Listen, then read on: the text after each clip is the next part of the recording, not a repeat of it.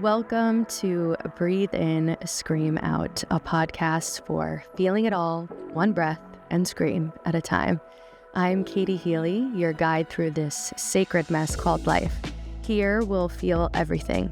We'll cry, we'll laugh, we'll scream, and maybe scream again. Let's get into it. Hello, welcome to Breathe In, Scream Out. I'm your host, Healy. And today I have a very special guest for you. His name is Eden Marryshow. He is an actor, an award-winning filmmaker.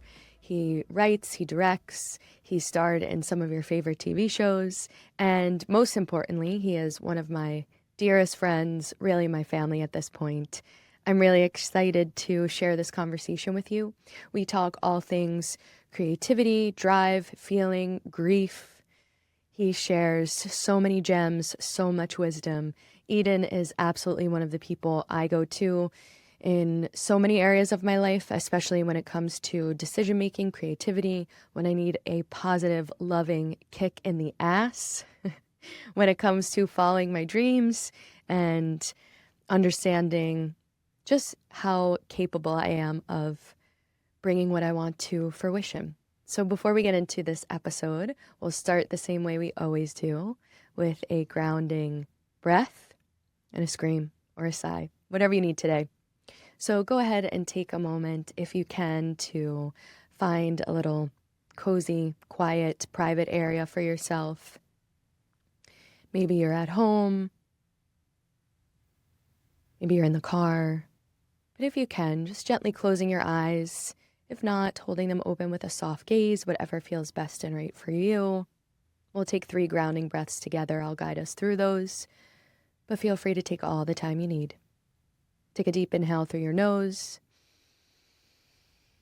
Exhale through your mouth.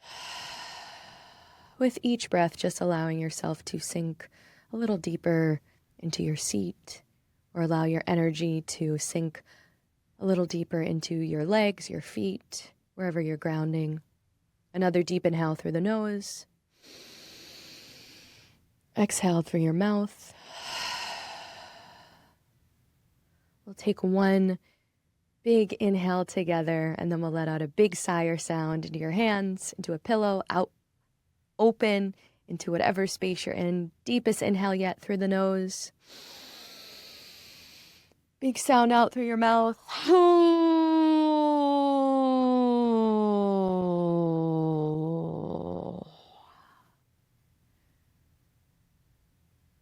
Go ahead and allow that sound to land in your body. Allow your energy to keep moving down and out through your feet. Anything you're looking to shed, release. Take a moment here to inhale, and on the exhale, we'll flutter the lips.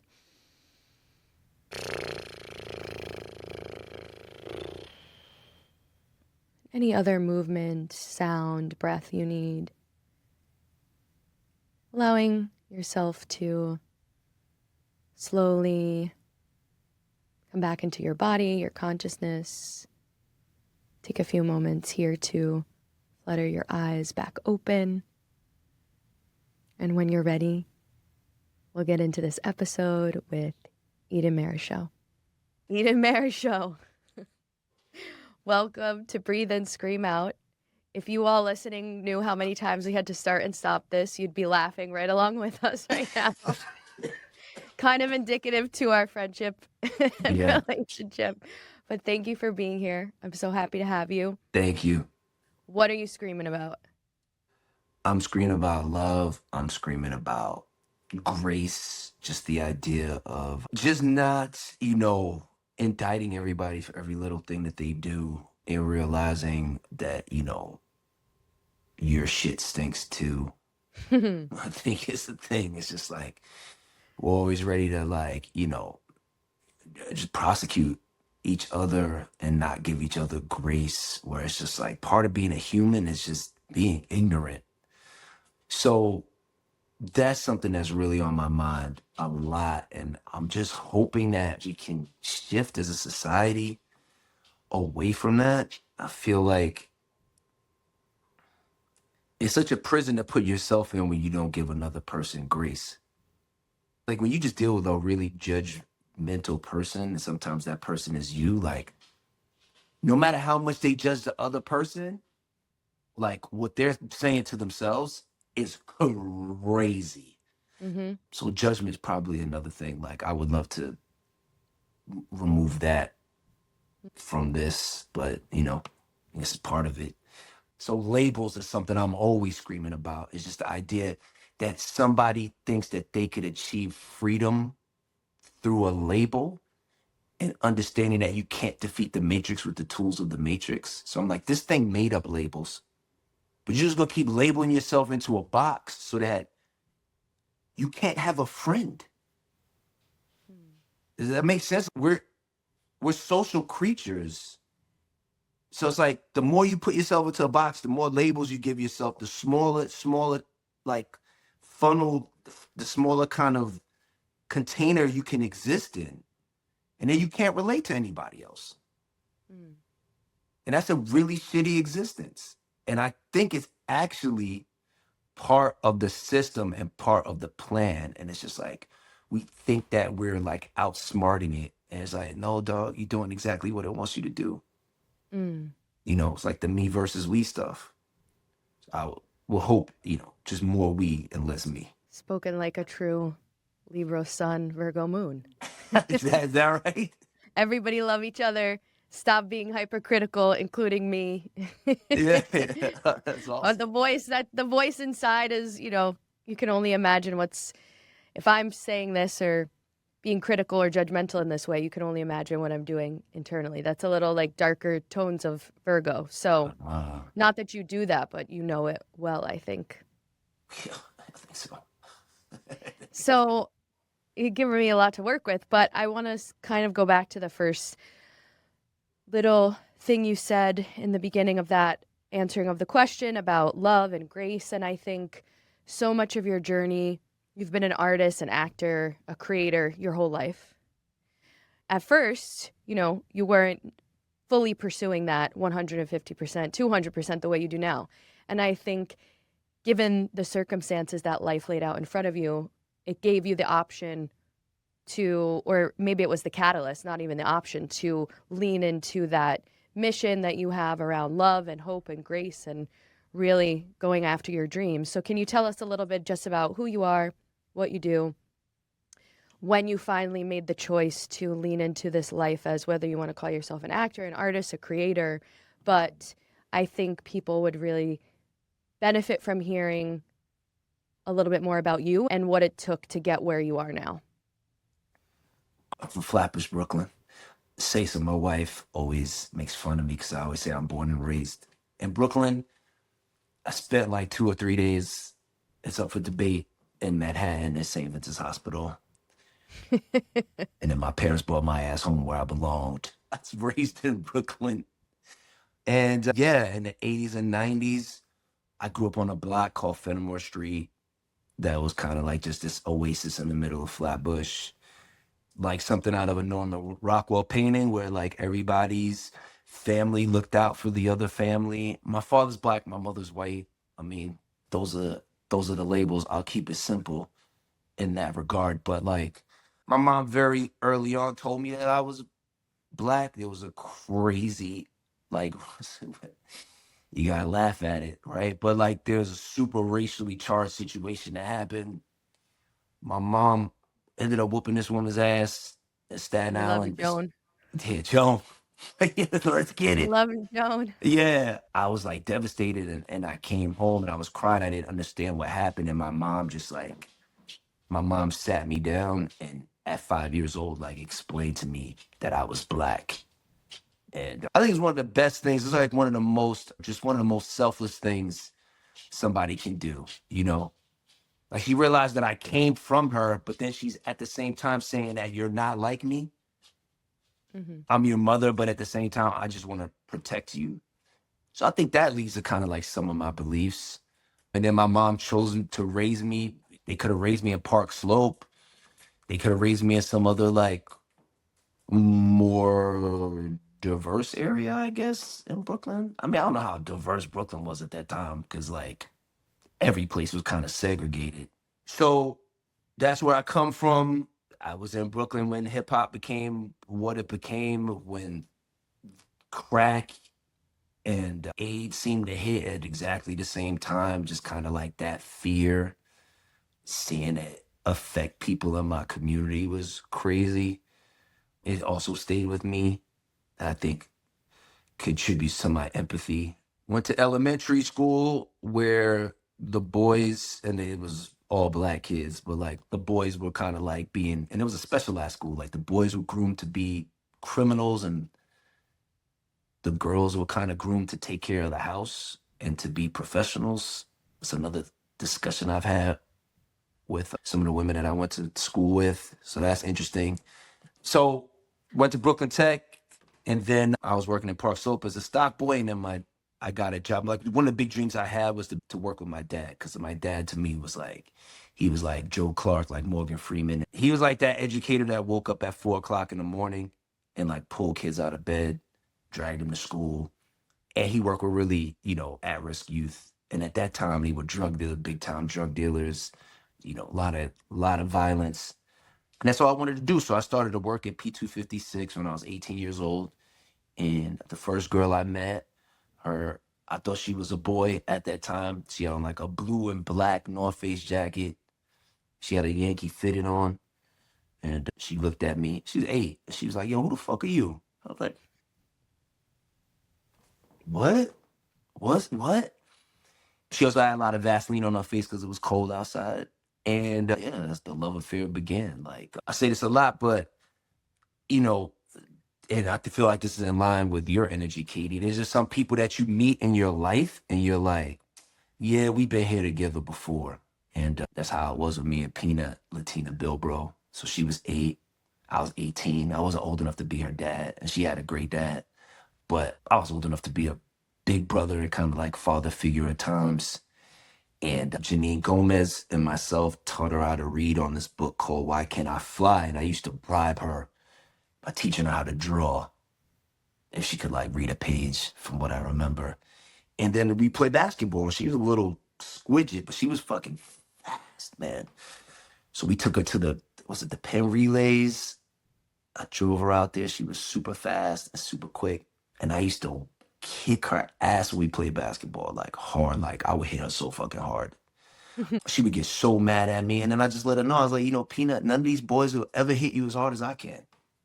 You know what I mean? So I'm preparing you. And then, yeah, she was fucking awesome. We used to dance all the time. And she was in my class for like 3 years, because with that population, if the kids are good with you, they stay with you because they feel like it's like a stable. When she graduated, she'd come by to school. And then like one day I was driving to work with my dad on Beach Channel Drive right before the underpass. And then we got a call from a great friend, Cheryl Jones, and she told us that Peanut was shot. And it was a week after her birthday. And I just knew in that moment that she was gone. And I was so stoic. Like you think, like when tragedy hits, and I guess this kind of translates to being an actor. Like you always think like somebody's gonna be like losing their mind and like and bugging out. And I was so stoic that it was disarming to people. Like I just remember my dad like waiting to find out if she was still alive. And it's like I just knew that she wasn't. And I just walked around almost as if nothing had happened, but it was clear that something had happened because I just wasn't talking. And then I remember seeing her mom. I went to the house and her mom gave me a picture of her and told me how much she loved me. And I mean, Latina's mom was she's at best 4'11".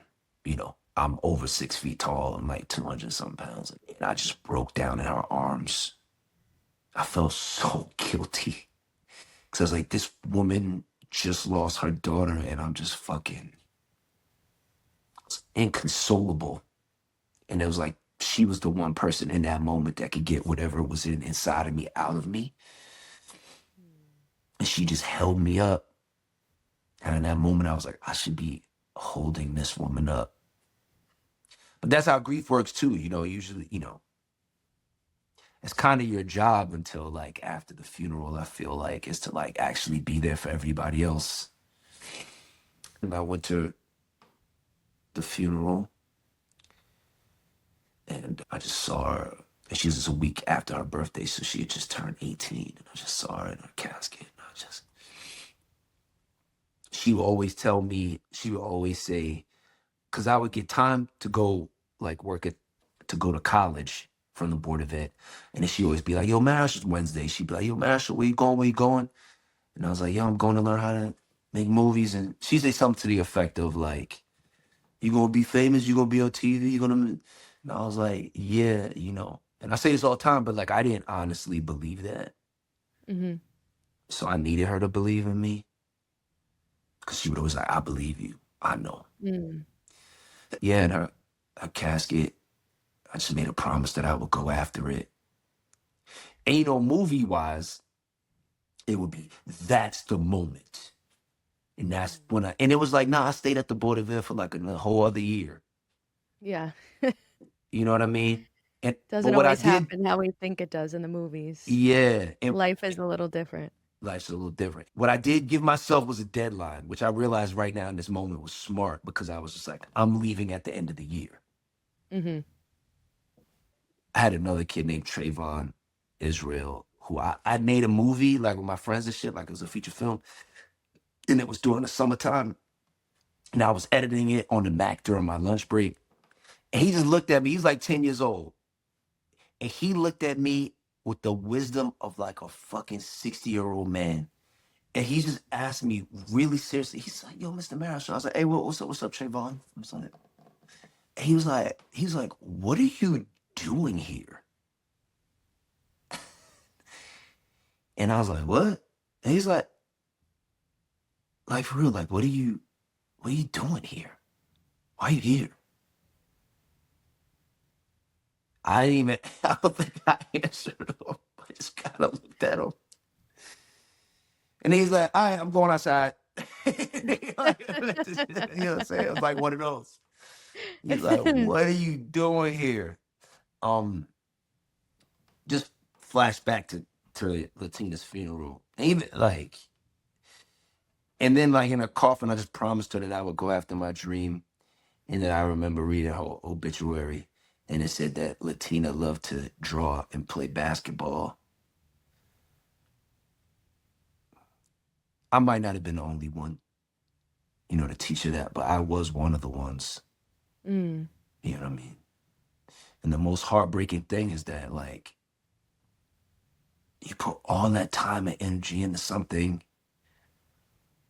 and then it's just snuffed out, you know? And I was talking to a friend the other day, and I was just like, whoever she got killed in a drive-by shooting, like just randomly walking home from braiding her cousin's hair outside Reform Projects. But like, whoever did that, I don't want them to be incarcerated. I would hope that they would never forget what they did and that they would be able to try karmically or whatever it is to repay what they took by just being a good person and helping other people. Yeah. So I guess that kind of is like a deeper form of grace. I don't know. So, and then I stayed at the Board of Ed for like another year. And then I left. And, my dad and a bunch of people at work were just like, what is he gonna do? They were just worried because I was a real sickly kid. I Mm. used to get fucking really bad asthma, like hospitalized, like it was bad, bad. So they worried about my benefits. I was halfway through my pension. But that happens sometimes, right? Like when you're just like, we've talked about it a lot, but when your why is big enough, like when you have enough emotional fuel, and there's the other thing, like I was talking to my class about this, like I feel like part of the reason why women get called emotional and like why there's a bad stigma attached to it is because I feel like emotion is the fuel for your dreams and it's the fuel for like life bending change. Like in order to do something impossible, you need to be irrational. Absolutely. And the fuel for irrationality is emotion, 100%. right? 150%. Yeah. Yeah. So it's like, Yeah. yo, if I'm going to do something crazy, I need to tap into something else that will give me single-minded focus, will block out all the hate, like the unintentional hate that's being thrown toward me. And I feel like, yeah, The that's rational mind can only take us so far when it comes to getting outside our comfort zone and all the limitations that we've put on ourselves that were projected onto us and we absorbed. And yeah, I mean, I think every person who goes, and for someone who's listening, not watching, I'm doing air quotes, non-traditional, whatever the fuck that means. But, these constructs, these labels that we've created about you need to have this kind of job, you need to be in this kind of relationship, this is how a relationship flows, this is how you go to school, you get a job, you're kind of miserable for 30 years, you go on vacation 2 weeks a year. I'm not saying everyone who has a steady job is like that, so go ahead, you could come after me somewhere else, but I'm just making an example of what worked in previous generations or what we all kind of were fed. I know you and I are of a certain generation where we were definitely fed the cookie cutter, you do yeah, this to this to this. yeah. And there were probably lots of people, and maybe still are, that constantly think you and I are out of our minds. Of course. And of course, and we Yeah, are yeah, yeah. within reason, but the rational mind, it's the same thing with feeling your feelings. You can only analyze those emotions so much. And I was just saying to someone last week, Joe Dispenza says this, like, unfortunately, human beings are designed to make change when we hit rock bottom or what feels like rock bottom. Like, it would be amazing if we could have this sort of motivation and drive to change when we're at our highest high. But unfortunately, it's human nature to be at our lowest or experience such a life-altering moment like I have many times with loss and grief and death, and 100%.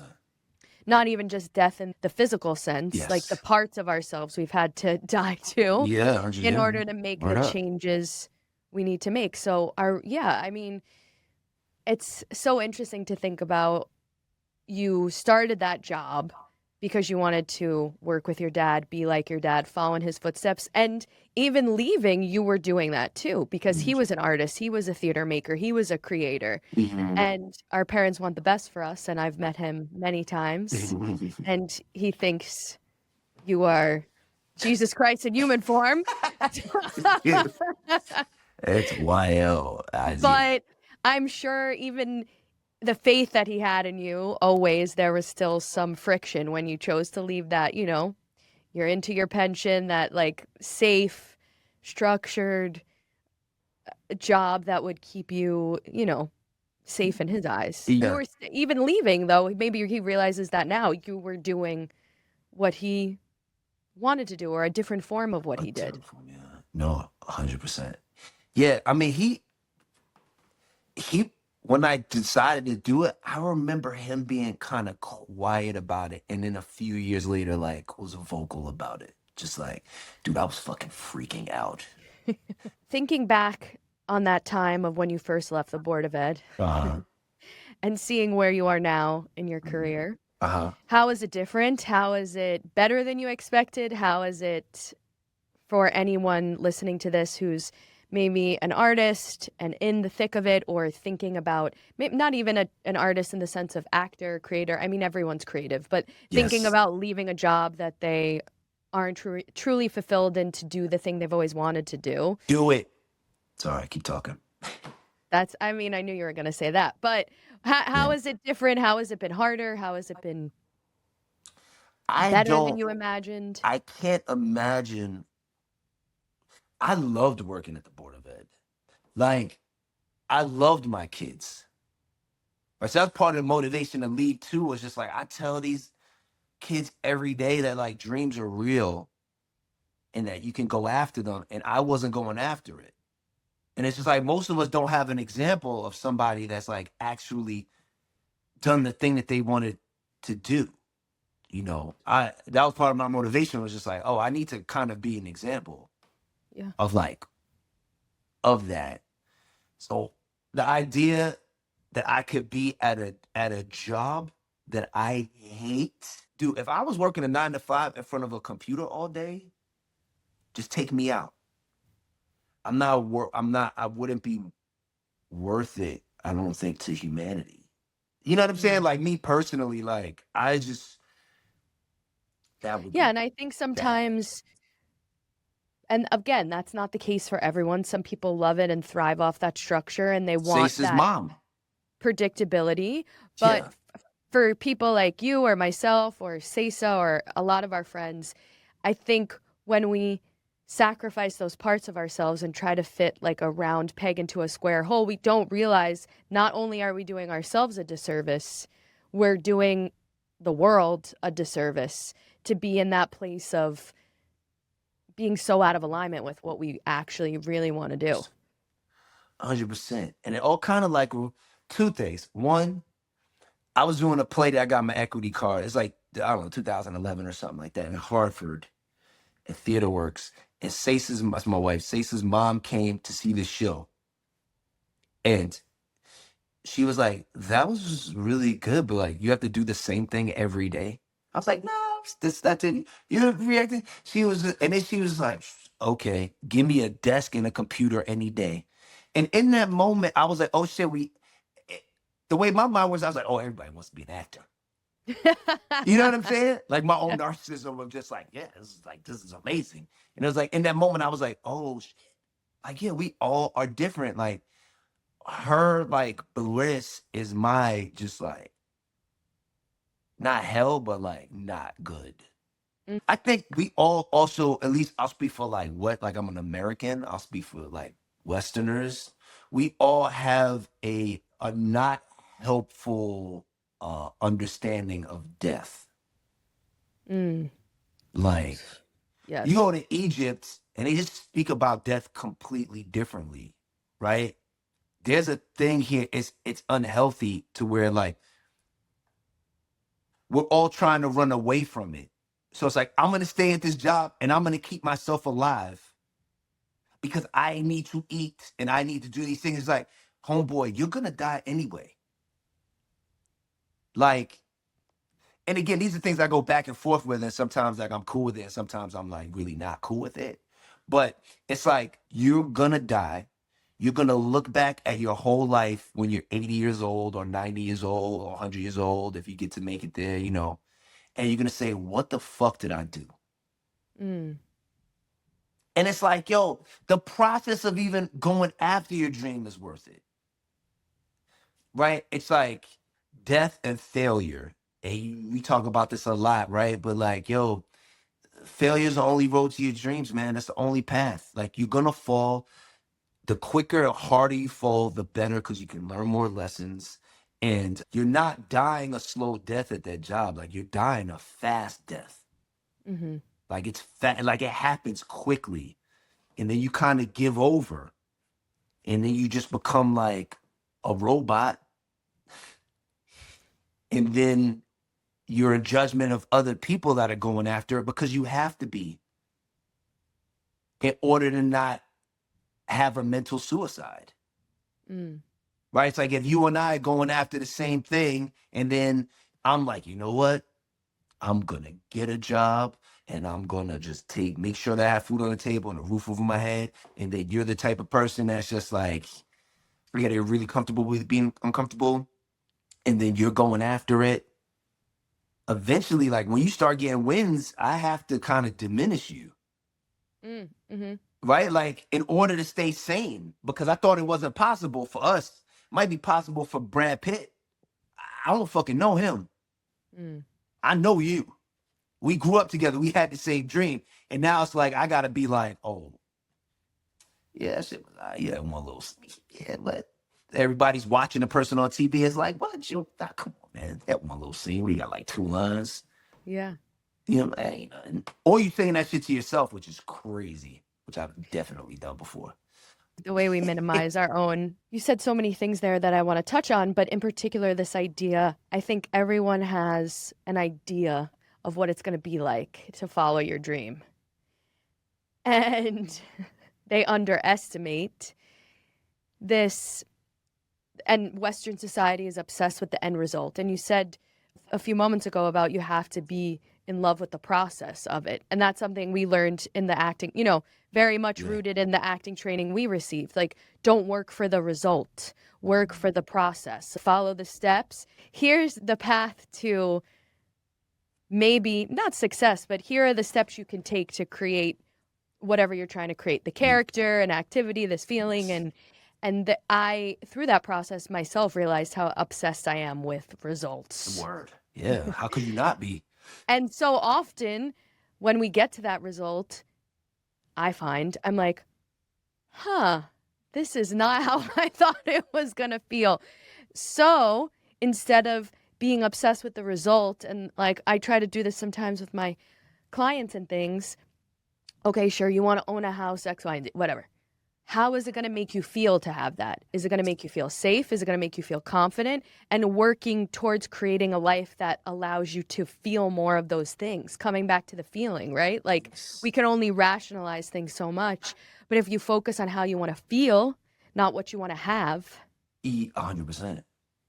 it will get you so much more in alignment with not just the life you want to create and who you want to be, but like the dreams will start to unfold for you when you really focus on, you know, we did that so often in Dream Big, Go Hard. Like, yeah, make the goals, do the things, but like, how do you want to feel? What does that do for you? Yeah, 100%. Because it's like what you experience in life, like your actual life, your actual reality is how you feel. Mm-hmm. You can't pull them apart, right? Like that's, you know, if I want to, and I think also to piggyback on that, and I think what you're saying is like, if you can feel the thing, it goes into woo-woo stuff, right? But we're both woo-woo people. The more you can feel the thing in the moment, the more the thing that you want will kind of show up. Exactly. Right? It's just like, and why do you have to wait? I mean, that's part of like making a gratitude list and stuff, right? Like, why do you have to wait to feel a certain way? I'll be happy when I have this. Yeah, I'll be absolutely. happy when I get that, instead of focusing on, Yeah. I have this, which makes me happy right now. Yeah. So you got to be a piece of shit consciousness until you get to that point, and then everybody else has to fucking deal with your piece of shittiness. You know what I'm saying? Like, yeah. And it's hard. It's not. I mean, Matt, you say that shit all the time, right? Our acting teacher. So I'm not saying it's not hard. I'm just saying it's simple. Yeah. Is how you get. Well, the way we overcomplicate everything. And I think, you know, people can see the success you've had, or when it, you know, you've been on, not to make your head any bigger, but you've been, if you know Eden, he is like the one of the most humble people in the world. So this is not going to do it. But you've had plenty of like success, again, air quotes, by the outside eye of someone who's not an actor in the industry, right? Like, you've booked TV jobs, you just had a you've booked big commercials, you've booked, you know, you won Best Director at American Black Film Festival a few years ago. You just had another film that premiered there, and still you're working towards the things that you want and the life, and you're in the process of like, by society standards, arguably you've been very successful. Right? That's wild. I think you don't. I appreciate it. You know what's crazy? It's like I like listening to you right now and hearing it. I'm like, oh, that's pretty cool. That makes sense. Well, Like, again, you just said a few minutes ago, even the way you diminish some of the things you book, you're just like, you know, when people diminish other people and when we do it to ourselves, I have to remind myself too sometimes, you've been such a good barometer for me when I do something, because like I had an off-Broadway theater company and like I don't have it anymore. So I'm so quick to be like, oh, well, you know, that didn't amount to what I thought it would. So that means it's not worthy of the success marker or celebration. yeah, yes. It's like how you treat other people, how you treat yourself, right? If what was going on in your head was your best friend, you'd be like, yo, this motherfucker is toxic, right? Like, yo, get that motherfucker out of my life, right? I think it's important for every little success to kind of big it up and celebrate and to not qualify it in any way. That really aggravates me when my friends do that. You've definitely done it before. Absolutely, all Yeah, the time. yeah, Guilty as charged. yeah, And you were just doing it right now exactly, when I was saying all the things, and I didn't even exactly. really get into the just Yeah, the other day I was telling someone, "Oh, my friend's on Jessica Jones," and they sent me a picture of you like this was it. Oh my God. it's And I'm like, crazy. "Yeah." You Yeah, know? So, that's wild. I am good though with finishing things, like creative things. I realized this a couple months ago. One of my superpowers is I could treat, like, if I'm going up a staircase and there's like 1,500 steps, I could treat like going up one step like you fucking made it, bro. And it will propel me to go up the next step. You know what I'm saying? Like yes. when I'm making a Yes. movie and I just like, it could be one shot that I got that I like fell in love with, that could give me like a month and a half of energy. Mm. And I think that outside of the creative shit, whatever, like that's one of my superpowers. Well, I'll be like, you see that shot? I make fun of my boy Doug for doing that shit, but I didn't realize that I actually do that. Like I do that. Yeah. You know what I mean? My boy KD, like, cause he's the type of dude that just makes things happen. I remember one time we played in a basketball game. He was terrible, I thought. It was like a Brooklyn versus Harlem game. He got like one rebound. We lost. And the whole time, like in the car, he's like, you see that rebound? No. You see that rebound? And I was like, yo, it's irrational confidence. Which you need, I think, in moments of, I think people get confidence and arrogance in these sorts of professions, especially like the entertainment world, Yeah. confused. Uh-huh. When someone's confident, when someone's arrogant. I think those get too meshed together. What do you feel are the differences between the two? I think confidence is more grounded, and just because a person, I think you are very confident. I don't think you have an arrogant bone in your body, right? Because you make room for everyone else to also share in that confidence with you. You want everyone, you're just even more interested in what the other person is doing, maybe our training too, but like, Yeah. put your attention on the other person. If someone's asking you about you, you're 10 times as more interested in them and what's going Mm. on for them. Arrogance, I think, is when you can almost like smell it when someone walks into a room and they have no consideration of anyone else in the room. Yeah. I think truly confident people are interested, attuned to, open to everyone else's energy in the room, and just so grounded in who they are. And an arrogant person is actually insecure That's what and I was here. projecting that confidence and like taking over the space, the conversation, like not making space for anyone else because that insecurity. That's a good definition to me. We'll roll with that. Little Yeah, long no. winded, but yeah. No, I get it. It makes sense. I told a friend of mine one time that he was irrationally confident. He was so offended. And I was like, and I had to explain, he's like, you trying to say, like what I'm saying isn't real or whatever. Yes, that's what I'm saying. And also, like, that's awesome. Cause Yeah. like, again, the emotional stuff we were talking about, like, you're trying to make something impossible possible. You have Hmm. to you have to be irrationally confident. Hmm. And I think going back a little bit here, Hmm. just to like grief being a catalyst and not just grief as physical. You and I have experienced that deeply in many ways. And I think the difference, and I want to make a point here to say, uh, you don't have to make something of your grief. Like it can just exist and it can Hmm. be a part of your life and you can sit in it and learn how to live with it.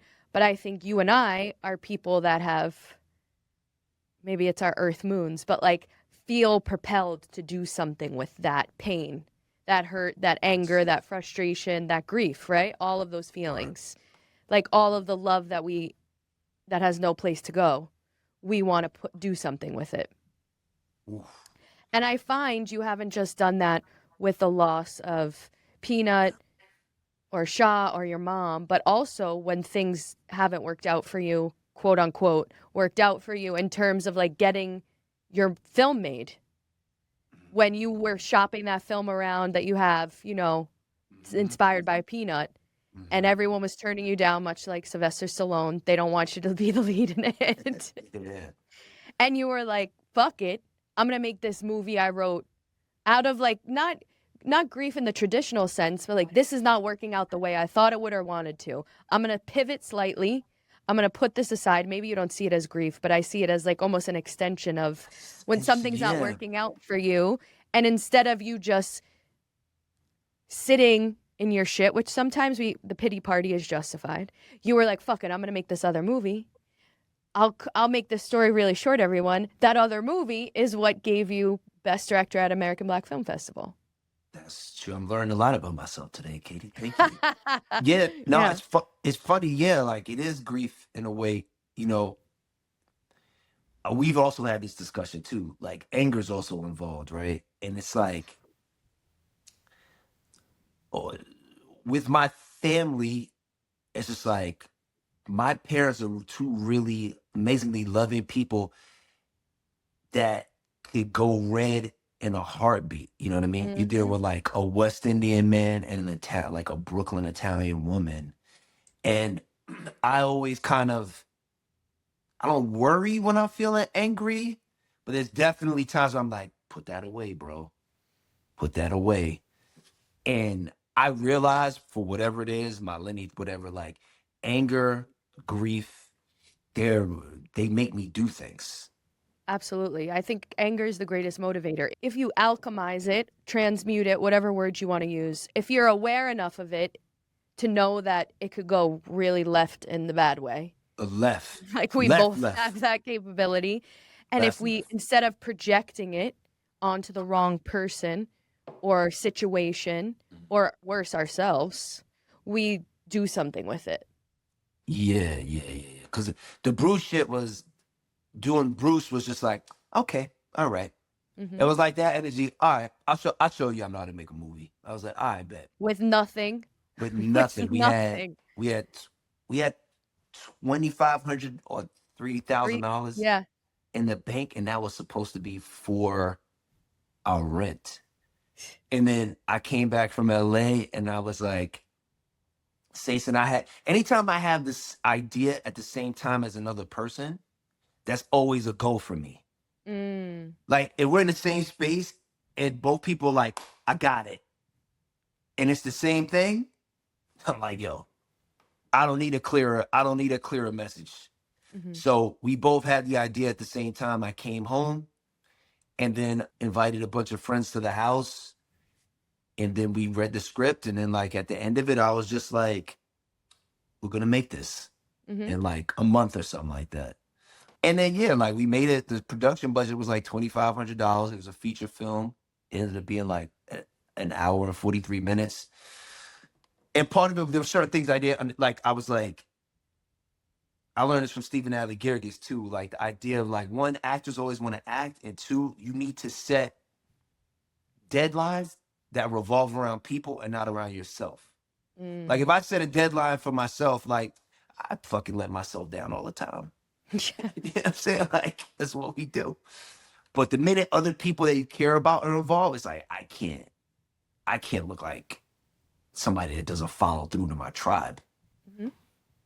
So that's what we did.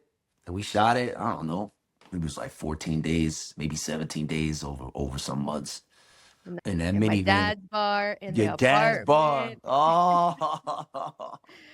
And I think, you know, for me, you've been one of the greatest examples of where I was too in my comfort zone, of like where I wasn't willing to push myself. Yeah. Also, where I draw the line. Yeah. With like what makes me just like wreck my nervous system, right? Like you can take that money and you just have so much faith, and I have a lot more work to do in that area, like of taking the leap. But you also inspired me to be more honest about where my comfort zone is actually harming me, not helping me. Yeah.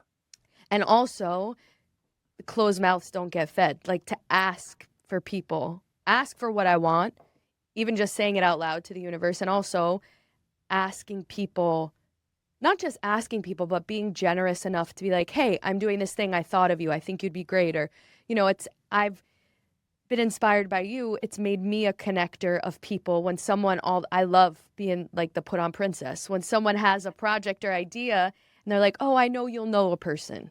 And I think you've showed me how powerful that is, even if it's not for me, like just the way you connect people. So, wow. So you look at me as like, so that's like my Italian side. Like I know a guy who knows a guy. Yeah.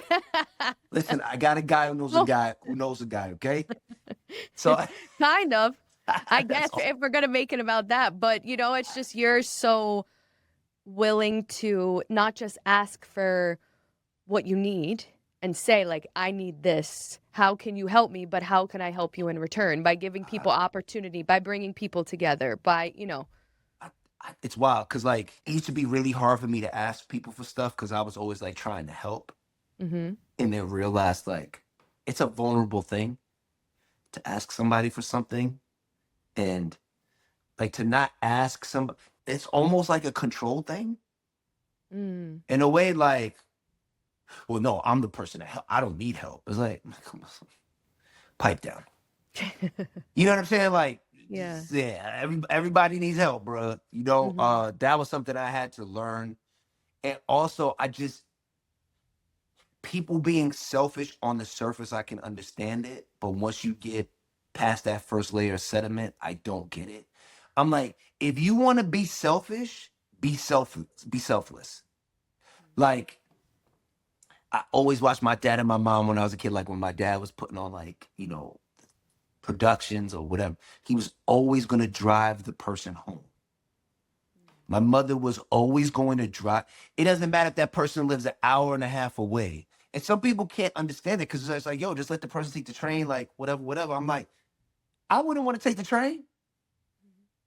I would want the lifts, right? You're asking someone for their time, their talent, Yeah, a time, the most precious resource. exactly. Or even if it's a situation that like doesn't quote unquote benefit you on the Mm. surface, right? Like you just go to a party with somebody, you're like, yo, I'm gonna give you a ride. They're like, yo, you live in Pennsylvania. All right, okay. I'm gonna give you a ride. hmm And then 6 months from now, you're like, oh shit, doesn't so and so do the thing that I kind of need a connection with? Oh shit, I'm gonna holler at them. It was an hour and a half drive. You drove 2 hours out of your way. hmm In the moment, might seem like it doesn't seem like a big deal to me. I like to drive, but like on the surface, it seems like a big thing. But at the end, all the energy that my dad poured into his kids, or that I did, one one of our kids, Michael Ramirez, who basically my dad helped raise at the school. We had all kinds of issues with this house in Pennsylvania. We got ripped off for a lot of money, which we hmm were able to get most of it back. Mikey was out here the next day. He has a construction business now. He's like, yo, Yeah. Pops, I got you, to my dad. Somebody would say, why are you pouring all of this? Why are you going above and beyond for these kids? Like you work from 8:30 to 2. Why are you waking up at 4 o'clock? Why are you going to sleep at 11 o'clock? Like it pays off. Yeah. And it comes back to your, like what you started with, this idea of grace and love and like appreciation for everyone. And that, what you said, if you want to be selfish, you need to be selfless. I think that speaks to a lot of who you are too, as a friend and a person. I think about that a lot. I appreciate that. Yeah. Wow. And I know we're talking a lot about grief and loss, but also if you know Eden, he is the most positive, genuinely, not toxically, Uh, positive person. I mean, I think about this a lot. The day that oh, I found out my dad was sick, oh, and the first person I called was Eden, because I knew he was gonna tell me that miracles happen, and I knew in my gut it that was was not what was going on. That was not what was going to happen. And, but you still, the whole time, were like, but anything can happen. People recover from stage, I'm not laughing, but looking back, No, it just, you believe so thoroughly, even through all the loss that you've dealt with, like you still believe so much that so many good things can happen. And I think it speaks so much to the friendships, the family you've created, because, I needed so much in those moments and I knew I could depend on you so heavily. And then the tables turn and you needed that too. And there's nothing that I wouldn't do to show up for you. And, when your mom passed and my mom was like, oh, I'm coming, because she remembers all the time you showed up too. So, I think it speaks so much to, I don't think anyone who knows you would think you're a selfish person. Maybe Sasa sometimes thinks you could be a little selfish. His wife, yes, a real wife, for real, no wife. finally wed. But I think, because of your selflessness, that has just given you, it just speaks volumes to who you are as a person, I think. I appreciate that. Shout out to Maureen. Mm. Yeah, I remember I was on Broadway and 71st Street, like near the one train, when you called me about your dad. Mm. Yeah, Yeah. I'll never forget that. And those moments are just, I know you don't just have those moments with me. I always say sometimes, like, I don't know what I did to deserve Eden Marryshow as a friend, but I really believe that. And maybe it was to bring me Sasa too. I do believe that too. But She did friend steal. She did steal you. Let's I be don't very. want to have two Christmases. I don't want to have two Christmases. But, I want to not just share that moment with everyone about what you mean to me and what you mean to so many people, but I think despite all your loss, I know we keep coming back to that, something you said even earlier, it's why you're so committed to making movies that make people feel good. And in those movies, there's still loss and pain, even in Bruce, Of which course. is like a rom-com. He goes through a lot of pain and loss. And in this new movie that you've made and is finally out in the world Hmm. as well, if you want to talk a little bit and share about us with that, but not just because of who you are as a Black man and what you want to give other Black people, which is stories about love and loss and not just the stereotypes and the labels we put on Black men and Black people in entertainment. But you just want to make people feel good. And even through all your loss and pain, can you talk a little bit about how that still inspires you to commit to that love and that ability to share that life still has so much inherent value and goodness? So two things. The first one, I guess they kind of are related. I saw this dope documentary. It was cool. I forget the name of it. Damn, it was on HBO. They were talking about Frank Capra, who's one of my heroes. Just to be compared to that dude, like as a filmmaker, would be awesome. I feel like he put so much love out into the world. And he was one of the directors that was sent overseas during World War II to basically get propaganda footage. That was like his service in the war. And he saw unspeakable crimes and tragedies. I think he shot in Dachau, where he saw, tens and tens of thousands of just dead bodies piled on top of each other, and like had to film it.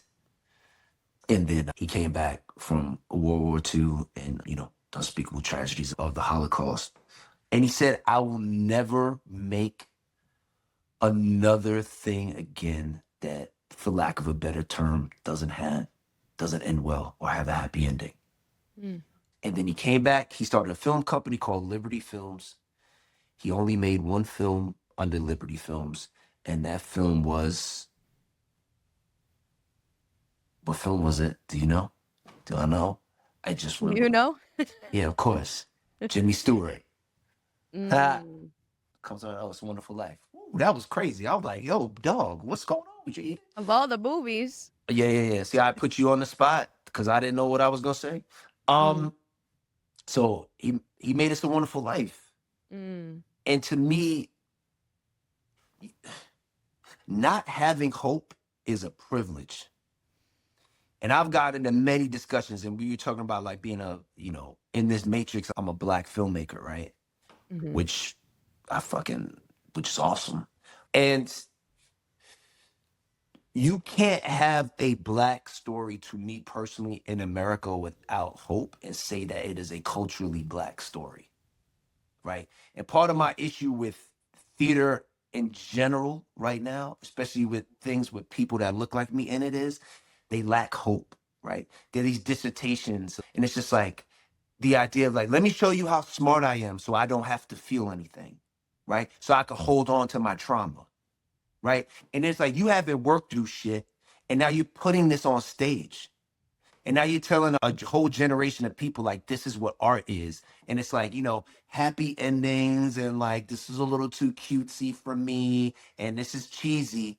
You know what cheesy and cutesy, those things allow the human race to exist and to move on.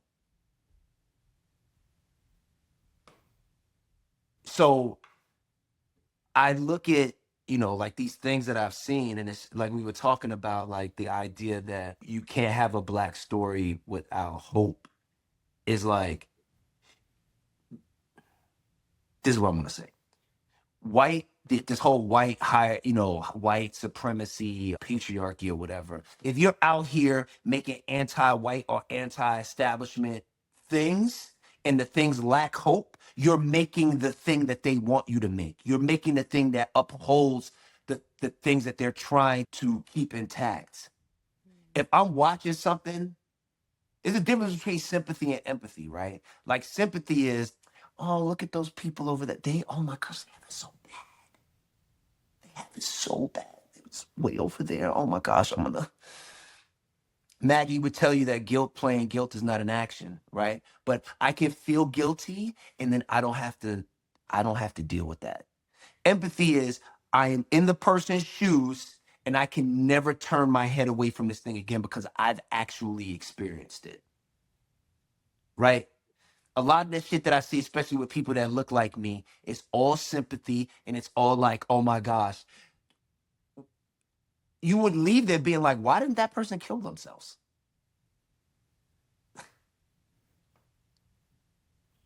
There's hope. And I'm not going to be brainwashed into thinking that hope is a bad thing. And I will argue with anybody about it. On the steps of the public theater, I will argue about what hope means and the state of theater and how we need to fight more for stories that uplift people and don't make them want to go home and put a fucking bullet in their heads. That's our jobs as creators, is to give people hope, to show people another way, to say like, yo, man, this life is worth living. Mm-hmm. And that, I'll wrap it up with this part with this, is like, that's what privilege will get you. If you go to any slum or whatever you want to call it, I was in Kibera in Kenya, like the second largest slum. People are fucking laughing. Right? They don't have the privilege to not have hope. You sitting here with enough time to think about things and to think yourself into these situations. Right? That's why all these indie films and all this shit that are controlled by the power structure or whatever end so dark. Because you have no purpose. Because you are so privileged that you're like, I want to feel something. Look, I feel enough in life, bruh. Like, yeah. You know what I'm saying? So it's like, I'm coming to the theater to be transformed, not to be reminded of like how bleak and how dark things are. What? Don't get us started on Honora. That's a whole nother episode. We do that another part too. It's just like, everybody's allowed to make what they want to make, but there needs to be space for other things. Mm-hmm. There just needs to be space for other things, man. Not one way of creating, just like there's not one way to be as a person. Yeah, word. But again, like, just be responsible enough to like at least think you've worked through some of your shit before you decide to share it with the world. You know what I mean? Just don't come here trauma throwing up on me. You know what I'm saying? Like, what? And then again, like, then that person is acting, it doesn't matter what race or what gender or what sex or whatever they ascribe to, then you are acting like the misogynistic white man that you imagine in your head. Exactly. I couldn't have said it better myself. You know how I feel about that. Yeah. Mediocre white men. Yeah. It's just like, it's energy. It is energy. And as we're wrapping up here, and I'm so appreciative of your time, Same. is there anything else you want to share with the listeners, the dreamers, the people out there? The dreams are real. When I went out and kind of like decided I was going to go after something so that my kids could see it, I just get hit up on Instagram or Facebook or text all the time like, yo, Mr. Marryshow, you did it. And I'm still going after different things, but it's worth it. It's like, yo, the times that I'll tell a story about, like, I had like $10 to my name and I went to the Walgreens around the corner from my crib at the time, and I got like half a gallon of milk, and it was the day after Halloween, so they had all the candy on sale. So they had like the single wrap Reese's peanut butter cups, and I got like 7 bags of those. That's what I ate for like 2 weeks. Dude, best time of my life, man. Like, when I look back on it, I've had fucking, I think, pretty awesome life. I look back at those times like fondly, like, dude, you were going after something. And if I was making $250,000 doing something that was meh, and I was able to eat filet mignon every night or whatever the fuck is the thing that, is awesome to eat, I would never trade that time for that. I would never. It was like, yo, dog, you like out here, you drinking water and eat your Reese's peanut butter cups. And, or like the time where you just made mad Xerox copies of the fucking White Castle coupon and you just ate at White Castle for a month straight. You know what I'm saying? My homegirl Shannon put me onto that. She's like, oh, yeah, you can make black and white copies. I was like, what? So, like, it's worth it. And I'm not being morbid, but like, yo, it's gonna end. Like, whatever this shit is right here, like that you're experiencing, I'm experiencing right now, like, it's gonna end. So, like, when is now like a good enough time to just say, like, all right, I'm gonna go after this thing. I'm gonna fail constantly, but I'll get to where I want to go or even better. I wouldn't have guessed all these like friendships that I made, or when we do Dream Big Go Hard, or any of that stuff. I just remember shouting out Welcome to the Good like Kanye West when I was trying to get myself hyped up before when I jumped into this, and just being like, I'm gonna get on this TV, mama. I'm gonna lay shit down. And you did. You have. I did. She got to see me on television. She got to see me in movies. She got to see me on Broadway. So it was worth it. Mm-hmm. Now, if I could talk to me however many years ago, I would just say, dog, it's worth it. It's not easy. Regret is much harder. It's like that Eckhart Tolle quote too. Ever try, ever fail, no matter. Fail again, fail better. Let's go, man. Or try again. I love you. Thank you for doing this, and so grateful to you. Thank you. Thank you so much for tuning into this episode of Breathe In, Scream Out. I hope you loved this conversation with Eden as much as I loved having it. Eden's latest film, Can You Stand the Rain, just premiered at American Black Film Festival.